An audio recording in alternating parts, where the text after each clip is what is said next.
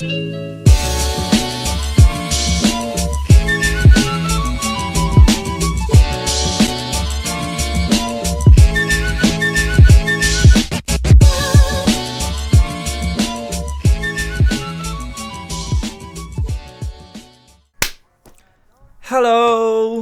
I'm back.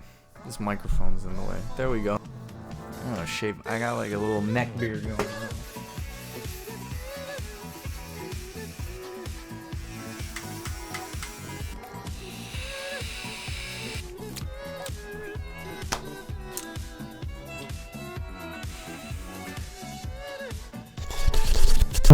Castlevania Season 3. Castlevania Season 3. Castlevania Season 3. Castlevania Season 3. Castlevania. Castlevania Season 3. Castlevania Season 3. Castlevania Season 3. Castlevania Season 3.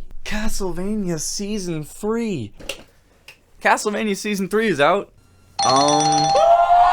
It just came out last week. I had no idea it was a thing that was happening, but I just saw that it was out. And I was like, hey, let's watch this. It's just, you know, sitting in this chair with my legs just kind of, you know, smoke. Like, hey, let's watch Castlevania Season 3. So that's what happened. I watched Castlevania Season 3, and it's actually really, really good. I was not expecting it to be good, because Season 2 was kind of, and I expected Season 3 to be more, but it was actually really good. So for those people who don't want it spoiled, it's really, really, really, really good. It's good. It's fucking good. It's good. So I'm going to quickly talk about the shit that I liked and the shit that I didn't like, and then I'm going to talk about the plot a little bit, so that the people who haven't watched it yet can kind of know what they're getting into. Animation is so good. It is so good. The animation's insane. The fight scenes are fantastic. It's just colorful and fluid, and it's got so much character to it, and it's so fun to look at. The animation studios that worked on that, fucking non-sarcastic clap to you. That shit is top notch. So good. Most of the voice acting is really good. All the protagonists are really well voiced. They have very easily distinguishable voices. They're really just, like, especially Trevor, just hearing his voice like in the previous seasons is just like ASMR to my fucking depressed ears. The plot is really fun and adventurous and fast-paced, and the soundtrack is pretty good, but it does kind of take a back seat most of the time. Movies like Star Wars or some shit where the soundtrack's really there and you're supposed to like hear it and be like, wow! In this, it's there to just kind of like serve, it emphasizes beats in the show and moves along with fight scenes to emphasize, like, you know, the drama or the tension. It works well. It's nothing great, it's just, you know, it's better than a lot of other shit I've seen. Bad fucking stuff that I didn't like. There's a lot of really good characters in this show, and they have really good dynamics. But in this season, a lot of the characters just kind of developed a relationship between Season 2 and Season 3, and they're just like, we'll deal with it. You know, like, a bunch of characters show up and it's just, the show's like, well, these guys are fucking now, and you're like, okay, but why didn't you tell us, why didn't we get to see that happen? I would have loved to see these characters grow that, you know, relationship with one another and develop, but it didn't happen. It's not that bad, but I didn't like it. Some of the voice acting is pretty whack. A lot of the main antagonists, like one guy, Prior Sala, you'll know him when you see him in the show. His voice is just so weird. I just don't like it. It's like, you ever seen those old videos of like Star Wars before they had Darth Vader's voice set, and it was it was the guy in the suit, I think David Prowse is his name, actually wearing the fucking suit and screaming in his Scottish accent. It sounds wrong. It's the same thing. It just gives me bad Uncanny Valley vibes. It's so weird. Maybe works for some people, didn't for me. And as a nitpick, there's a whole massive fucking plot point on the Infinite Corridor, which I'm not going to explain right now, and if you haven't played the games, I don't think you'll know what it is. I haven't played the game, so I didn't know what it is, but it just stuck out as really weird to me. There was a whole chunk of the plot that followed it, and then it just kind of fizzles out. It might go somewhere later on, I don't know. It doesn't seem like a major plot point, so I really hope I'm not spoiling anything with that. Stop it! You're spoiling it! You're spoiling everything! There's one specific scene that I think you'll immediately know what I'm talking about when you see it, that just took me right the fuck out.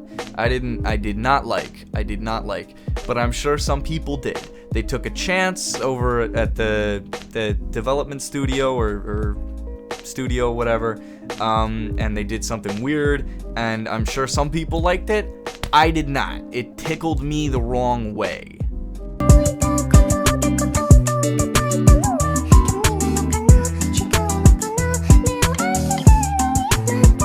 Right, the plot. So, you know, this is the part where if you haven't seen the series, click off so that I don't ruin the show for you. The plot is pretty good. It's actually handled relatively well. It's got a few different plot lines going on at the same time. I think 4. Yeah, 4. But it's not hard to follow them because they all get their own kind of significant chunks of time in episodes, so it's not just like you see them for one scene and then fuck off and you have no idea what's happening. It's handled well. The main plot line is with Trevor and Sypha, and they're still traveling, and they end up in a little village where there's a mystery going on, and there's a black evil priory that's some kind of like evil cult that formed after, you know, Dracula died because they loved Dracula and didn't like that the church killed his wife in season 1 or something. And it's really fun to watch Trevor and Sypha interact, but again, really wish we'd seen that relationship actually develop, because the show just starts and kind of tells us like, hey guys, by the way, they're fucking now, and you're like, okay, but why didn't we get to see that develop? I don't need to see them fucking, but like, you know, I would have liked to see the relationship happen. But other than that, it's fine. The Infinite Corridor is in this plotline as well, and it's weird, and I didn't like it. There's this whole thing with like the aliens and shit, and it just gave me really bad Indiana Jones and the Kingdom of the Crystal Skull vibes. I don't like aliens in my movies or TV shows that aren't supposed to have aliens. It turns me off so hard. Hector's plotline, pretty good. Gives us a better feel for Hector and his character, and really nails home the whole like he's really desperate for affection thing, but not in a tedious way. It's got him after he was dragged over to Styria, I think it's called, by Carmilla, the evil vampire bitch from the last season. And it introduces us to some new characters who are actually pretty good. I like them. And there is 4 chicks who rule over Styria, and we watch them kind of work on their evil plan to take over after, you know, Dracula's died and everything's in disarray. And it works well. It's politics, but not in a boring way. So it's fun, kind of, and interesting, and, you know, evil and schemy and ominous. So it's entertaining to watch. And it does a really good job of keeping, while still keeping the story and the show kind of small and character focused and driven. It still gives you a good feel for like the larger world and the larger, you know, role and what's really at play here. Then there's Isaac's plotline. Isaac's plotline is really fucking interesting. It works as like a really in-depth character study to Isaac and his philosophies and his character and the way he views the world, and it just follows him kind of trekking across the whole land to get to Carmilla to, I think, kill Hector, with his, you know, horde of demons. And it's really interesting because it shows him kind of battling with himself, and well, it doesn't have a catharsis, at least not in the way I would think of a catharsis, because he is technically a villain, so maybe the catharsis is him realizing, you know, everybody's bad and he's just gonna kill him anyway. It didn't feel like there was a real catharsis, so I'm hoping that they continue this line of development in the next season. And also, it has some of the best fucking fight scenes in the show. Isaac's plotline has one massive fuck-off fight scene that's just really, really cool, and I really liked it. Alucard's plotline is my favorite. It's a little bit slow and not super interesting, but it gives you a really good look into Alucard's head, and it shows you kind of like how he's feeling. He's been alone in the castle for about a month since Trevor and Sypha left, and then some people show up and they want his help to become vampire hunters, but then, you know, they betray him and kind of have sex with him and then try to kill him, and then he has to kill them, and it ends with him kind of filling a much more ominous role. He's the show ends with him kind of being placed in this, you know, state of like, is he gonna become the next Dracula? Or not. And it's not handled with a fuck ton of grace, but it's believable because it takes time to establish that he's alone and that, you know, he was so desperate for people to be there again. And there's some really nice little fine touches, like in the sex scene, which I felt was actually handled with relative taste, because it did serve a good purpose. It wasn't just there for the sake of being there. There's a whole shot of him with a tear rolling down his face, which I think was really nice, because it really shows, like, this dude is so alone that this act of intimacy is just something entirely new to him, and it just, you know, it makes him cry. And it's a touching moment, and then, you know, he has to kill them. So it does a really good job of kind of making and breaking Alucard, and then sets up some really, really interesting shit for season 4. That's about it, though. Seriously, I think it's much better than season 2. I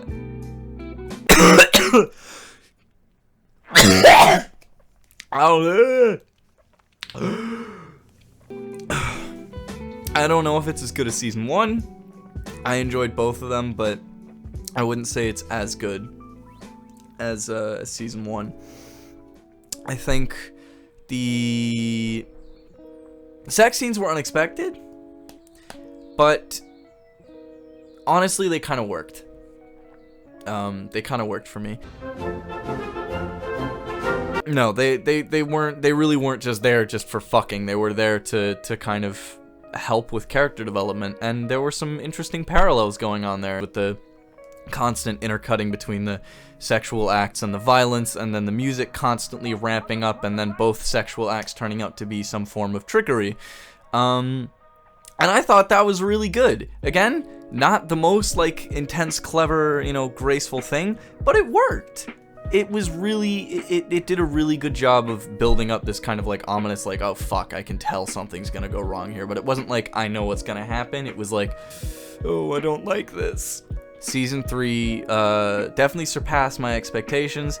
If you haven't seen it, go fucking watch it. It's good. You don't even need to play the games. I'm sure if you've played the games, it'll give you a whole new level of appreciation for it, because I'm just sure that the whole show is just rife, or ripe, whichever, with just fuck tons of references and little nods to the game. But I haven't played the games and I didn't get them, and I still enjoyed the fuck out of the show. My name is Gray, and if you haven't watched Castlevania Season 3, or Season 1, or Season 2, not in that specific order, go fucking watch them, because it's really good.